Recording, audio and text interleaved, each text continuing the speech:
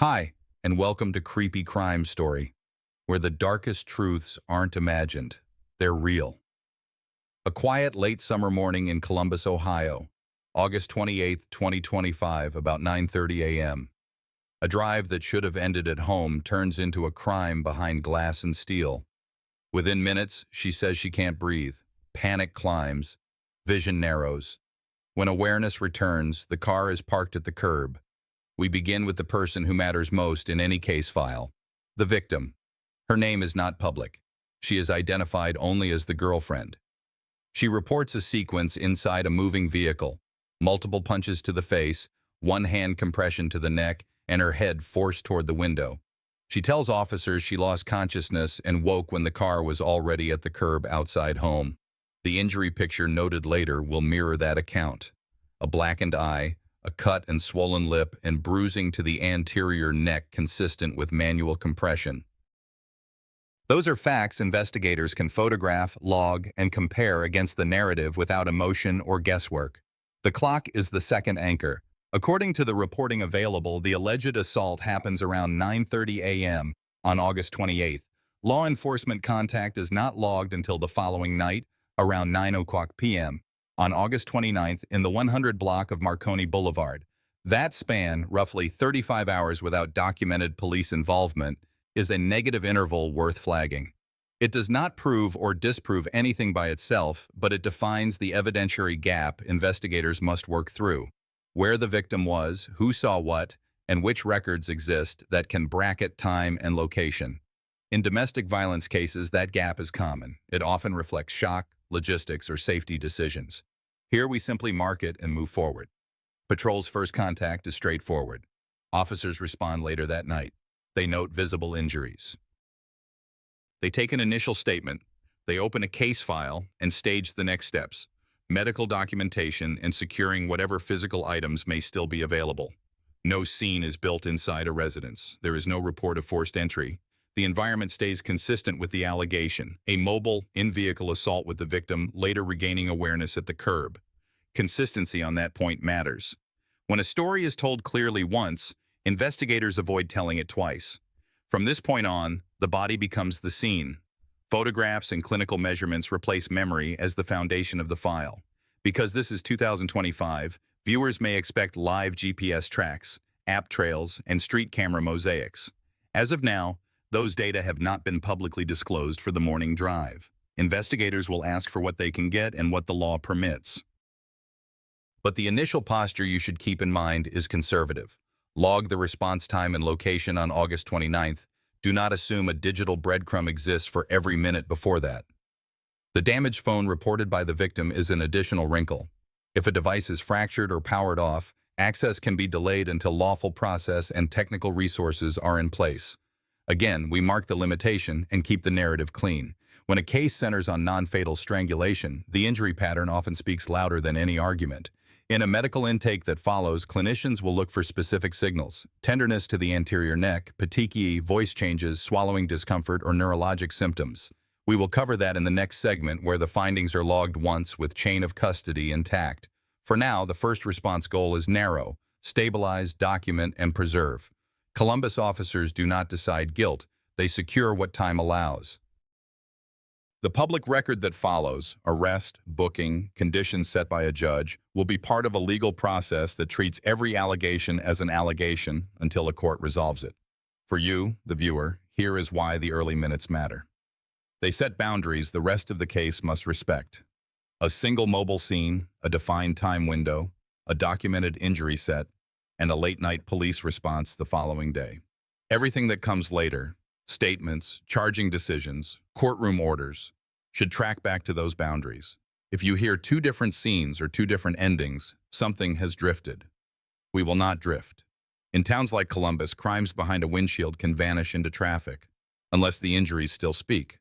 That's where we go next, into the intake room, where cameras don't argue and measurements don't forget. The data align too cleanly. Sometimes that was the problem. Here, clarity is the point.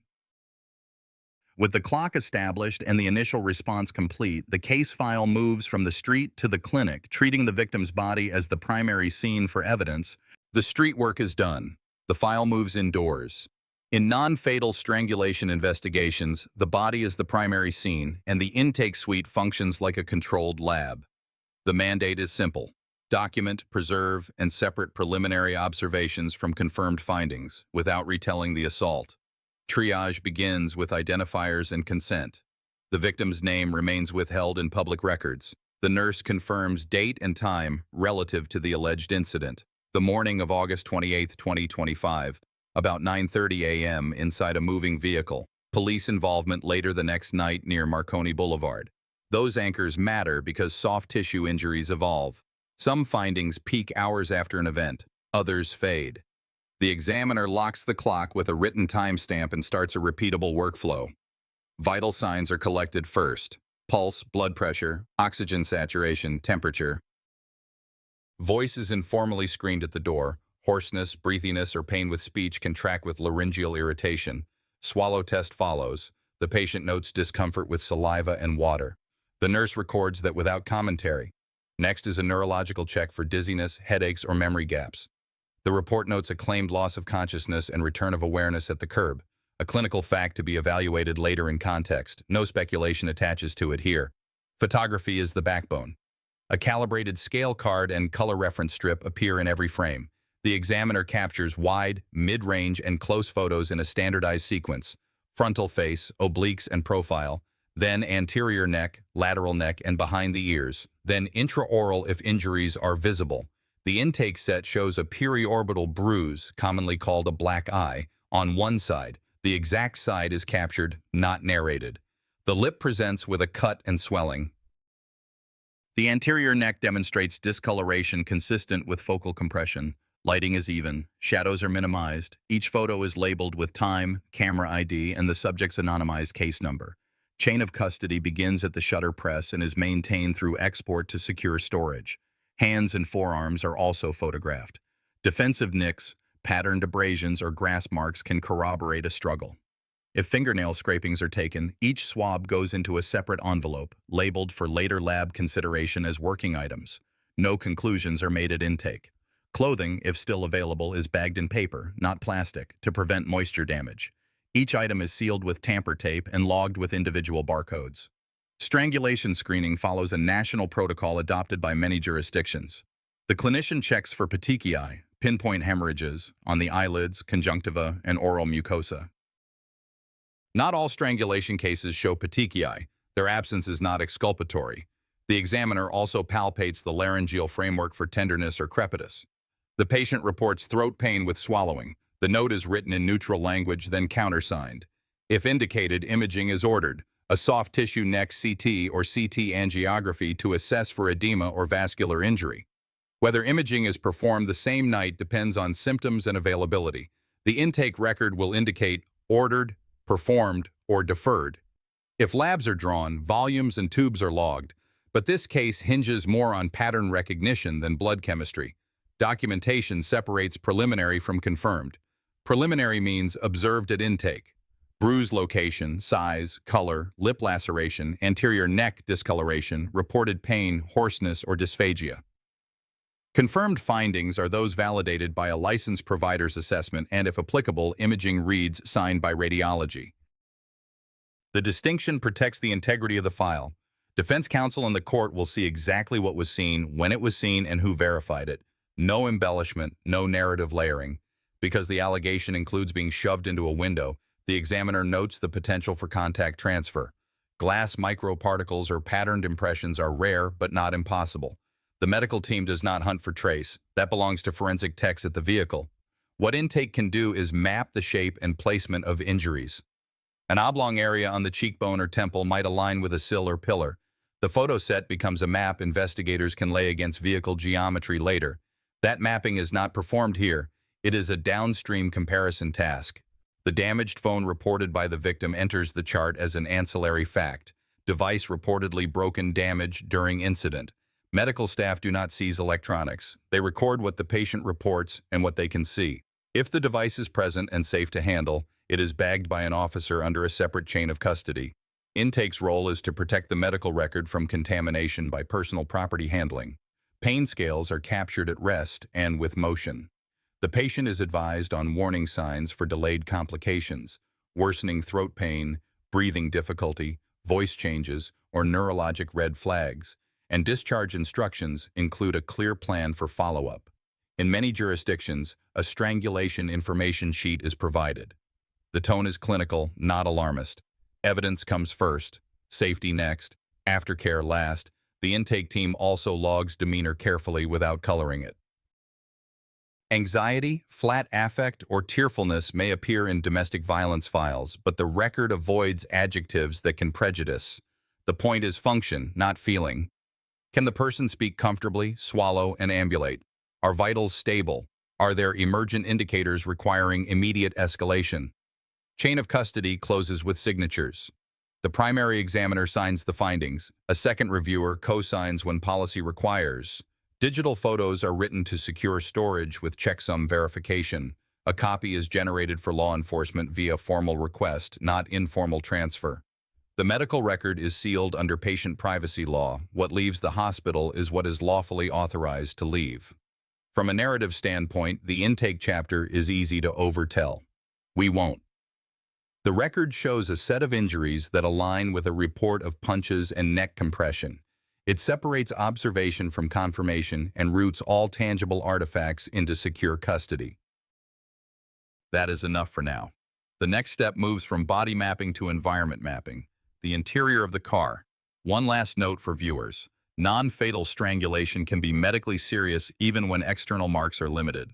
If you've ever wondered why clinicians photograph so much and write so little commentary, this is why. Pictures anchor memory. Measurements outlast argument. In a case like this, clarity is the point. With clinical documentation secured and chain of custody closed, investigators pivot to the vehicle to identify and log contact surfaces that might correspond to the injury map. The environment is a single, mobile interior. Investigators keep it that way. The car is photographed where it's parked, each angle framed before anything is touched. Exterior first, plates, overall position, door alignment, and any visible damage. Then the cabin, driver's side, passenger side, back seats, footwells. Every frame includes scale and timestamp. This locks the baseline and prevents arguments later about what was moved and when, according to police reports, court filings/contemporaneous media. Contact mapping follows the medical record from the prior segment. The interior window named in the account becomes the priority surface. Technicians work with clean nitrile gloves and a light sweep to locate latent smears or pressure marks without abrading them. If a mark is seen, it's photographed dry, then enhanced with oblique lighting. Only after that do they consider a swab. Any apparent transfer is logged as working, not confirmed. Confirmation requires lab review and, if relevant, comparison to the shape and placement of injuries already photographed at intake. Door trim and the pillar adjacent to the window are next. Pressure contact in a moving car often shows as interrupted dust or faint skin oil. Swabs, if taken, are separated by location, sealed, and signed across the tape. Seatbelt webbing is inspected for pulled fibers or abrupt twists that might indicate restraint during a struggle. Again, these are working observations only. No conclusion about mechanism is drawn on site. The phone is treated as a separate item. The victim reported a damaged device during the incident. If a device is recovered from the vehicle, it's photographed in place, powered down if active, and packaged in a Faraday sleeve. Condition notes stick to what is visually obvious. Cracked screen, separated casing, marked working until property records and later technical examination document the state formally. The content of the device is not accessed roadside. That requires lawful process and lab tools. Touch DNA collection is targeted, not indiscriminate. Technicians prioritize the inside surface of the window, the adjacent trim, and any surface that aligns with the injury map. Each swab is coded to a single location. Composite swabbing is avoided to preserve probative value. If the cabin is clean or recently vacuumed, that absence becomes a data point, but there is no suggestion of cleanup unless a report states it. None has been made public as of September 4, 2025. Odor documentation is brief, alcohol, cleaning agents, or nothing notable, because memory-based descriptions degrade. Floor mats are lifted and photographed. Loose fibers or hair are collected with single-use tape lifts labeled by quadrant. Again, working until a lab weighs in. Because the alleged assault occurred while the vehicle was in motion, investigators note sight lines and reach distances, the space between the driver's shoulder position and the passenger side glass, the angle a forearm would have to travel to create the contact described, the clearance around the center console. These measurements don't assign blame, they establish feasibility. Later, prosecutors or defense may render those distances in simple diagrams for a jury. The field team just records them.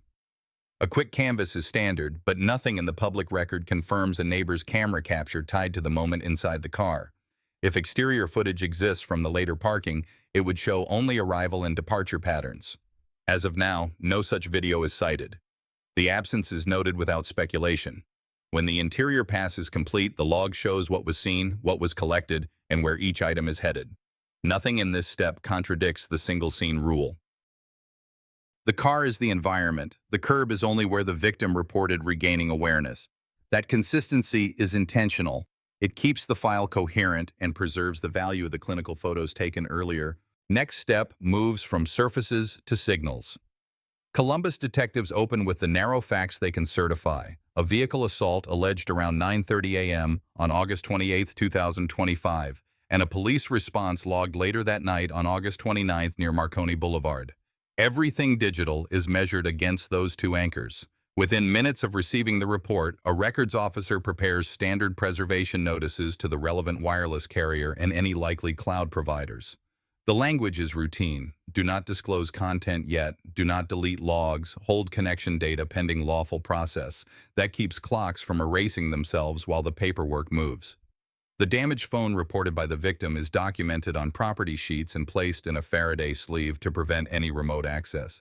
Evidence staff record make, model, IMEI if visible, and current condition without powering it on. Access to the inside will require consent or a warrant. Even then, the first pass is extraction, not interpretation. A technician will later pull a file system image if the device allows it. If it doesn't, they pivot to selective artifacts like call logs and basic SMS metadata. As of now, nothing about content is announced publicly. The item is tagged working until a lab report exists. For carrier-side data, 2025 practice focuses on 3 tiers: subscriber information, call detail records, CDRs, and network-based location artifacts. Subscriber data ties numbers to names or accounts. CDRs show who called whom, when, and for how long. Useful to bracket communication, but not to prove what was said. Network artifacts, if produced, are typically tower and sector at the time of a call or text, and for some carriers, additional timing values that can help estimate distance from a tower. Investigators don't promise GPS, they ask for what exists and accept its limits. If no calls or texts were placed during the alleged morning event, that absence is noted as negative evidence but kept in context. People can be offline during violence, and phones can be disabled or broken. Traffic cameras are screened next. The city grid does not blanket every block. Detectives request pulls for approaches to the curb where the victim says she regained awareness, and for the outbound routes a driver would likely use. If any clip is retrieved, it's logged preliminary until time synced with the patrol response and body camera timestamps. Absence of footage is not a conclusion. It only narrows where proof won't be found. License plate readers are checked for hits around the evening response. Those systems, when installed, capture plates at set points and return timestamp sightings. A hit can confirm movement, but it cannot describe what happened inside a car. Any returns are printed to the file and held as working artifacts until reconciled with the geography chain already set in this case. Columbus streets to Franklin County facilities. Investigators also account for personal devices other than the damaged phone. If the victim used a separate handset, watch, or car infotainment system, each is a potential source for last paired timestamps or connection events. Those entries, if preserved, can show when a device stopped talking to the car or a Bluetooth accessory. Again, none of that enters the public record here. It's standard to note the possibilities and move only with consent or a warrant. The purpose of this digital sweep is not to retell the assault, but to compress uncertainty. A morning allegation, a late-night report, and a 35-hour gap create room for speculation that good practice avoids. So the team builds a ladder, preserve data, request lawfully, and time synchronize whatever returns with the already logged medical photos and the vehicle measurements. When a record fits the medical map, for example, a late evening phone reconnection when the car is parked, That is a correlation, not a conclusion. When a record is silent, that silence is recorded without embellishment. There is also the question of third-party witnesses whose devices might have seen something: doorbell cameras facing the street, dash cams on a neighboring vehicle, or business cameras covering a lot. Detectives conduct a limited canvass focused on time windows, not open-ended fishing. If a resident volunteers footage, it is copied in full for the relevant window, hashed and labeled preliminary until the time code is verified against the department's internal clock. The chain of custody form lists the source, the media type, and any restrictions the owner requested. Later that night, as paperwork circulates and holds are in place, the file is stronger in one respect: it is protected from automatic deletion. That matters. Digital trails are a race against retention policies. The public learns little from this step because there is little to announce. The value is almost entirely defensive. In domestic violence investigations, restraint is a kind of progress. Two principles guide the close of this pass. First, the absence of a travel breadcrumb inside the precise minute of an alleged in-car assault is common and not exculpatory by itself. Second, digital data gains meaning only when timed against the observations already captured: injury photos, scene measurements, and the patrol response. The case remains a single mobile scene. The curb is context, not a second stage. Next move, words measured against timestamps and photographs. Detectives start with the first clean record, the late-night contact on August 29th. A primary officer conducts a structured, trauma-informed interview with the victim, keeping questions open and chronological: where the drive began, what was said, where the escalation occurred, how breathing was affected, when consciousness faded, and when awareness returned. The answers are logged verbatim, not summarized. Pauses are allowed. Any detail that can be anchored, street names, turns, songs on the radio, traffic conditions, gets a time marker for later verification. The goal is not to elicit emotion, it's to capture a sequence that can survive comparison to the injury photos and any digital records preserved in the prior step. The resulting statement aligns with the clinical record already documented: multiple blows to the face, one-hand compression to the neck, and lateral head contact with the interior window. She reports a brief loss of consciousness and awareness, returning once the car is parked at the curb outside home. The interviewer notes the immediate physical state: voice, swallowing comfort, orientation, so that later readers see what was observable within minutes of taking the statement. Those simple observations do not diagnose. They corroborate that the person could speak and recall in a linear way. A second pass focuses on environment details that can be tested. Which window? Which hand? Seatbelt position? Which side of the face made contact? Each answer is mapped to the medical photo set and to the vehicle measurements documented earlier. If she indicates the passenger side glass, the technician's photos of that pane move higher in priority for lab processing. If she recalls the belt being engaged, seatbelt webbing inspection grows in probative value. Where she is unsure, unknown is recorded. The absence of certainty is not treated as contradiction. It's logged, so counsel on either side can see limits as well as claims. Consistency checks are quiet but strict. Officers compare the interview start time to the patrol logs, body-worn camera timestamps, and the intake photo metadata. They look for drift. Did a remembered detail change across the first and second telling? Small changes common to trauma recollection are distinguished from structural differences. If a new detail appears later, say a partial plate from a nearby vehicle or a landmark passed during the drive, it is marked supplemental, not retroactively inserted into the original narrative. That prevents a defense claim of tailoring. Detectives conduct limited collateral interviews. If someone received a message from the victim the morning of the 28th, text, call, or DM, they are asked for the exact wording and time.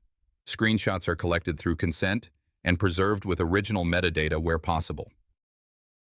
The purpose is not to build character testimony. It is to place a verifiable bracket around what the victim said and when she said it, independently of the police interview. If a coworker recalls visible swelling or distress later that day, that observation is recorded as preliminary until paired with a date-stamped photo or documented workplace note.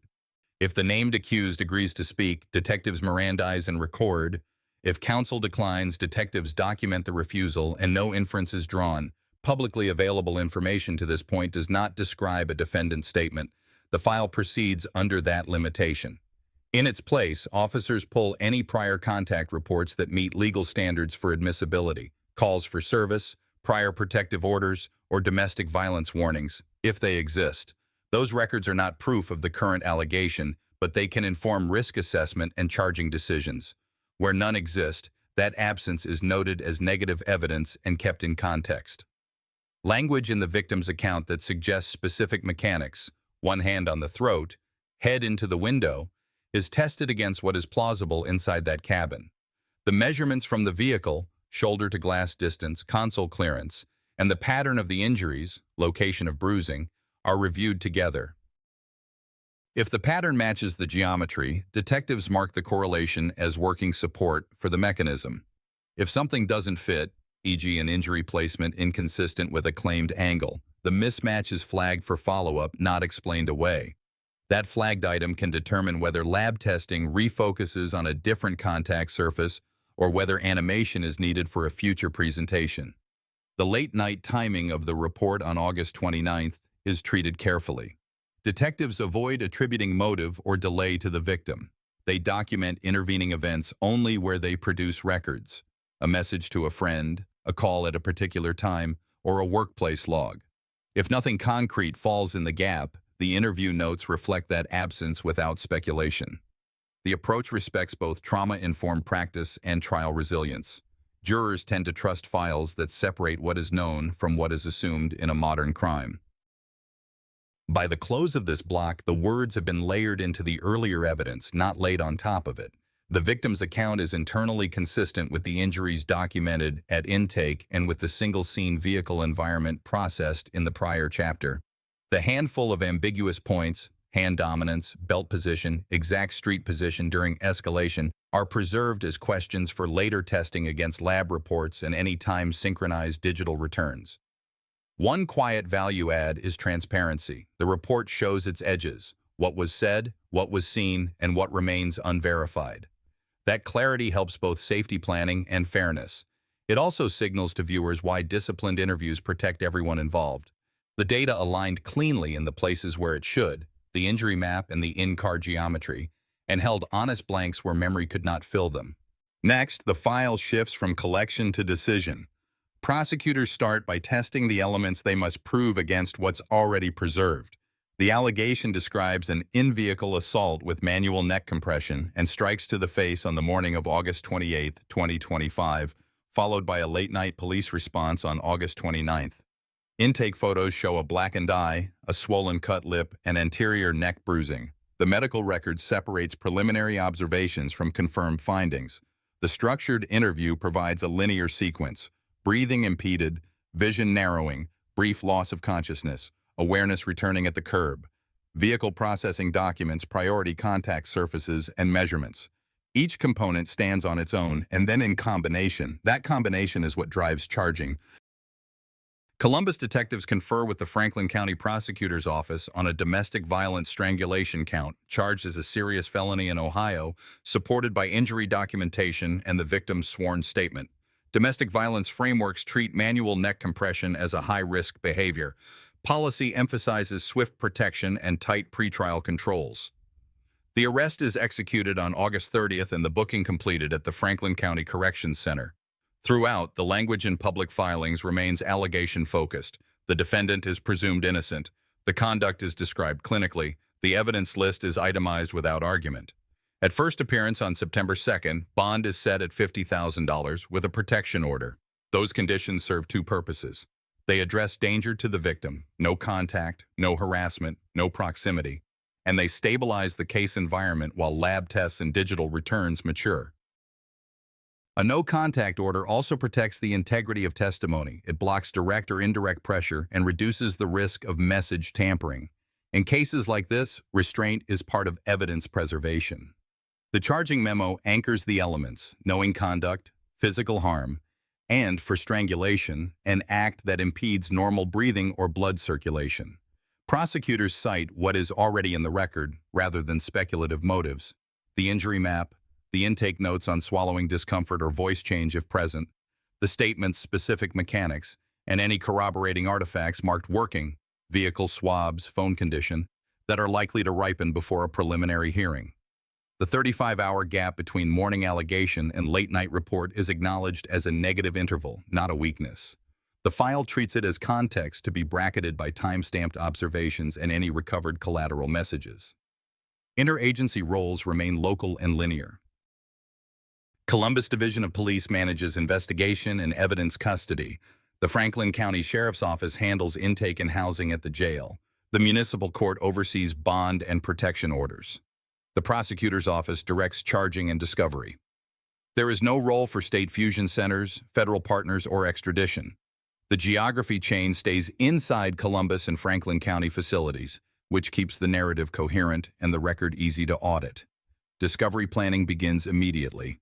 Prosecutors schedule production of the medical photo set, intake notes, patrol reports, and body-worn camera logs. They flag any third-party footage if obtained and certify preservation letters to carriers.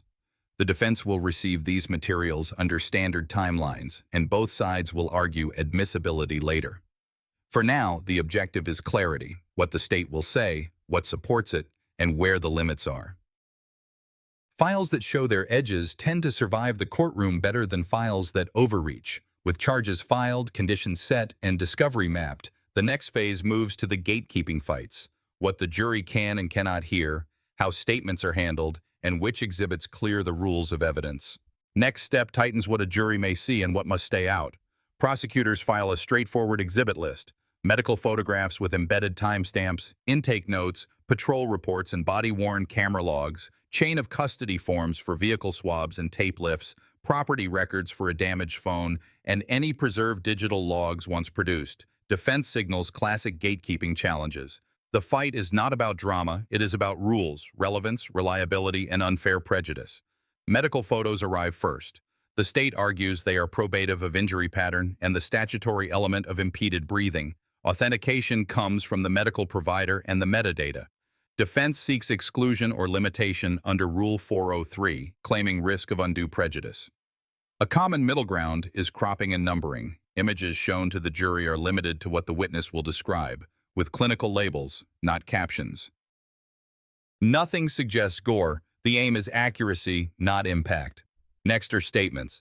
The victim's recorded interview is offered with a sponsor officer to establish voluntariness and timing. Any references to uncharged conduct are redacted. Defense preserves confrontation clause objections to any third-party assertions embedded in the report. If collateral witnesses provided screenshots or messages, prosecutors authenticate them through the sender or recipient and the device's ordinary course records. Where a person refuses to testify, the item is held back unless an exception clearly applies. The file shows its edges, what can be said live, what exists only as an investigative lead. Physical trace from the vehicle remains working until the lab reports. Anticipating expert testimony on contact mechanics or bruise mapping, the state serves expert disclosures with methods and literature. Defense notices a Daubert challenge in reserve, demanding foundations for any opinion that links injury placement to cabin geometry. That is a reliability test, not a verdict on truth. If the method is sound and can be cross-examined, it usually gets in. Digital artifacts are treated cautiously. Preservation letters and carrier certifications are admissible to explain why logs exist at all. If call detail or tower sector records arrive, they are offered through a records custodian under the business records exception. No GPS or app content is promised. None is previewed. Absence of activity in a given window may be referenced as negative evidence only if a qualified witness explains retention policy and how silence should be interpreted, carefully in plain terms. The protection order and bond conditions appear as context rather than character.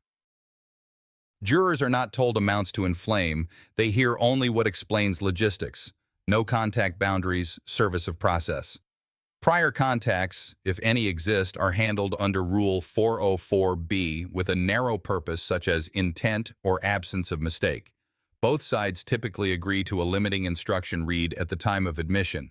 If no admissible priors are identified, the record stays clean. One housekeeping motion matters for coherence. Time sync. The court encourages parties to stipulate to a single master clock spanning medical photos, officer logs, and any digital returns. That prevents cross-examination from turning into stopwatch theater and helps jurors focus on substance over timestamps. By close of motions, the witness order is sketched, but not public. The state prepares to call the medical provider, the first response officer, the evidence technician, and any qualifying custodian. Defense prepares to test reliability, not humanity, mechanics of injury, limits of memory, and the difference between correlation and causation in a modern crime. The file closes with how this crime would be tested in court. At trial, jurors would hear a focused story, a single in-vehicle assault on August 28, 2025. The state would present the victim's medical documentation, police response, and the vehicle survey. Witnesses would include the first responding officer, medical staff, and the evidence technician. Carrier logs, if certified, would be limited to actual records. Defense would question reliability, lighting in the car, bruise formation, and memory gaps. Experts, if called, would be confined to biomechanics or injury pattern analysis under Daubert review. Exhibits would be cropped, dated, and admitted only with foundation. The judge would remind jurors of the presumption of innocence and the elements of felony strangulation in Ohio. Any plea talks would remain sealed until docketed. Without a resolution, the record shows pending. For the community, this trial highlights why chain of custody, prompt medical reports, and clear protective orders matter. They protect victims while ensuring fairness.